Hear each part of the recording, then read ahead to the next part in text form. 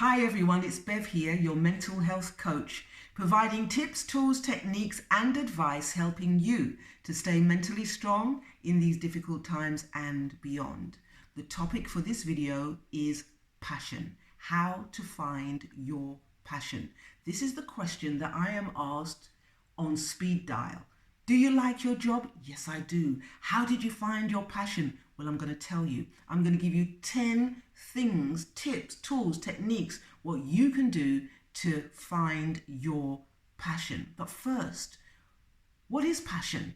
What do you think passion is? Do you think that it is about being enthusiastic about the work that you do, finding something that you love, that ignites you, makes you leap out of bed in the morning?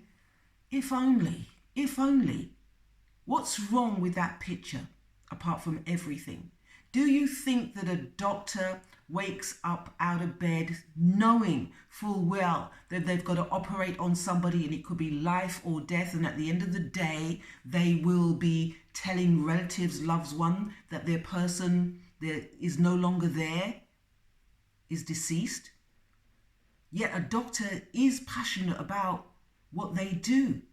So passionate isn't about enthusiasm and leaping out of bed and all those things that we imagine that it is. Passion is about contribution, doing something that is worthwhile, that would add value to society. It's about finding meaning. And when you've got all of that in the bag, then you become passionate about what it is that you do. So passion is not, okay, I need to find my passion. No, you need to excavate your passion. How do you do it? Well, the first, number one, is what do you have to offer? What do you have? What difference can you make to society that society actually is looking for and needs? What is authentic and different about you? Many a time I say to people, so what do you like? Oh, I don't know. What do you want to do? I don't know. Who are you? I don't know. So the person that doesn't know who they are is looking for something that they don't know what it is that they're looking for. Good luck with that. So the first step is to know who you are, your authentic self. What do you bring to the table? What is it? What are the goodies that you bring to the table? Number two. Now, we all know about cause and effect, don't we? It's one of those universal laws. But Joe Dispenza, Dr. Joe Dispenza, talks about not cause and effect, but causing the effect. Think about it this way. If I'm going to a function and I think, oh, I don't want to go, this is going to be a waste of my time, the people are boring, it's dreary, I hate networking, what energy do you think I'm going to bring to that function? So cause, and I get the effect. The effect is a self-fulfilling prophecy. I am going to hate every minute of it. But what about if I change the cause and change the effect? So I said, okay, I've got a function to go to. I'm going to bring my A game. I'm going to be sweetness and light. I'm going to talk to 3 interesting people. I'm going to find out about people. What chances do you think of me having a horrible time? If I bring my energy to the table, then I'm going to get energy out. So instead of cause and effect, cause the effect. You change it up. You switch it up. That's within your gift to do so. You bring a higher frequency, a higher vibration, and you're going to get a higher frequency and a higher vibration out of it. Number 3, notice the times that you are in the moment, the times when you are connected. What are you doing? When are those times when time actually stands still, when you're engaged in something and you really forget yourself? Make a note. That will tell you, give you a clue as to what your passion may be. For my part, I love when I'm learning something. When I'm at a lecture or taking a class and there's something new and knowledgeable, I can feel my vibration lift and I feel, wow, I want to find out more about that. I become passionate about the learning and I become then passionate about passing it on and helping other people. Number 4, it's all about trial and error. It really is. It is about trial and error. Choose something and work on that thing, whatever it is. It doesn't have to be a bullseye. It doesn't have to be a success, but you are getting information. So ask yourself this question. What is it that I like? This is number 5. What is it that I'm looking for? Do I prefer to work with people or processes? Do I prefer to work with processes or things? Do I prefer to work inside an office environment, or do I prefer to be out in nature? Would I prefer to be self-employed, or would I prefer to be employed? And then you break it down. What do I want to offer to people? Is it something that they need to know? So am I more attuned to lecturing, training, imparting information, advice? Or am I more into entertaining people? What is that?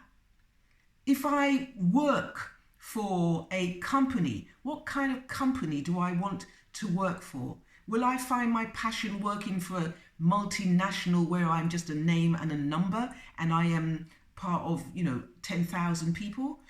Would I prefer a startup where there is a lot of risk? Or would I want to go it alone? These are questions to ask yourself. Number 6, find out what you don't like. Yeah, it sounds really weird, but go and jump in deep end and find out what you don't like.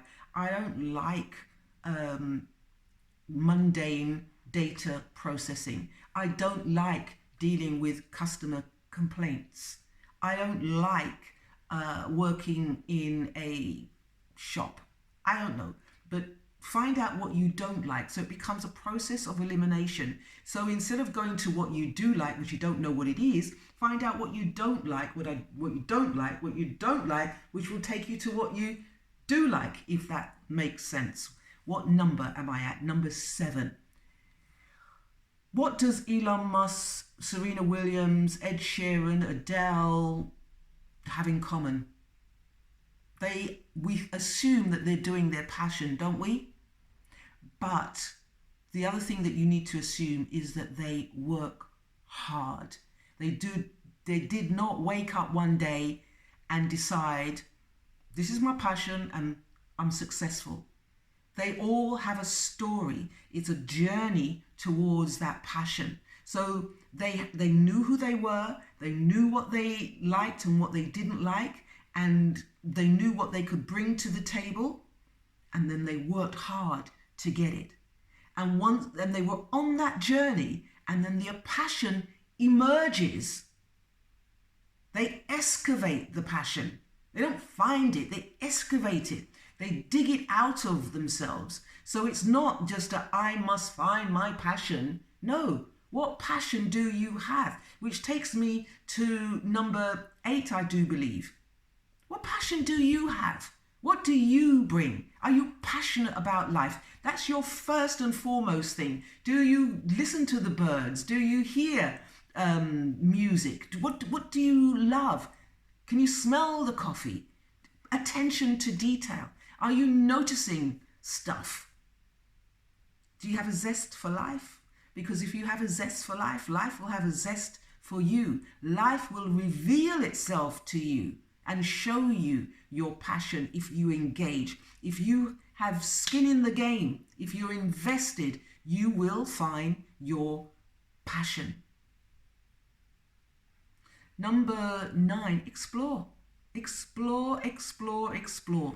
Find out about people, find out about things. Keep your ears and your eyes open. Look for opportunities, for chances, because in those opportunities and chances, you just might find your passion. I remember one time I was in South Africa, and the markets in South Africa are amazing artifacts and trinkets and beautiful things. And there was a market store, this woman was selling shoes, and they were the ugliest shoes on the planet. Now we're talking about some time ago, and she called these shoes Crocs, and she was wearing them, and they were made out of rubber, and they were the ugliest things you ever seen. And by the time I came back from working in South Africa, Crocs were all over the planet because she believed in what she was doing. This is passion starts from nowhere and it suddenly grows, and then everybody sees and shares and wears your passion. So number 10, if money was no object, if time stood still, if all things were equal, what would you be doing? What do you want to do? Once you answer that question, then you're on the road to finding your passion, to excavating your passion. But passion is a two-way thing. You have to put your skin in the game, and then the world will reward you with success. I'll leave it there. Take care.